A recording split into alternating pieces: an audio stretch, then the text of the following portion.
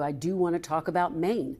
Democrats have now replaced Graham Platner as the Senate Democratic nominee with former state Senator Troy Jackson. Graham Platner's candidacy, of course, as you know, was derailed by a series of controversies. And when he dropped out, the party only had a matter of days to settle on a replacement. Are you confident that Troy Jackson has been fully vetted, Senator?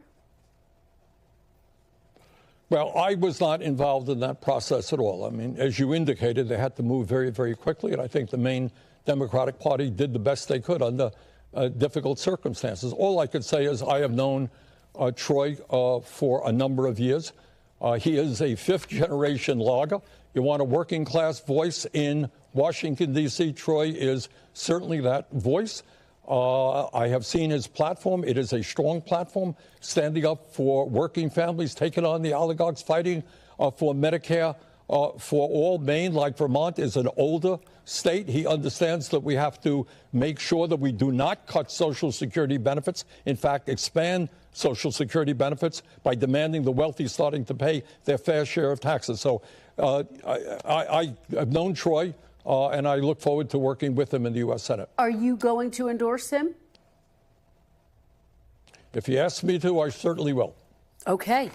Let me ask you, because you were one of the earliest and, frankly, most influential supporters of Graham Platner's campaign. This week, Democratic Senator, your colleague, Senator John Fetterman, had this message for you. Take a listen, Senator.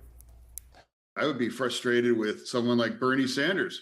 You know, why aren't people angry? Why they promoted, someone like Platner, an accused rapist? So really, Bernie, you have no regret endorsing and proud to stand with an accused rapist, a guy that roughs up his ex-girlfriends, a guy that had a Nazi tattoo on his chest? What's your response to Senator Fetterman? Well, my response to Fetterman is last time I saw it, he was reflecting the views of about 19% of the Democrats in the state of Pennsylvania. I think probably lower than any other member of the Democratic Senate. Fetterman does his thing, I think, on Israel and many other issues, is way out of touch with the people of America.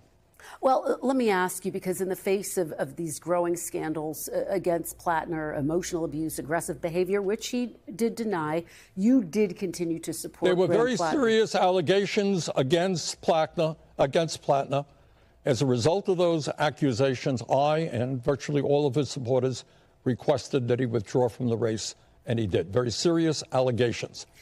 And he withdrew from the race. You, in fact, said there are no saints in the United States Senate before those most serious allegations came out. Do you regret endorsing Graham Platner in the first place, Senator?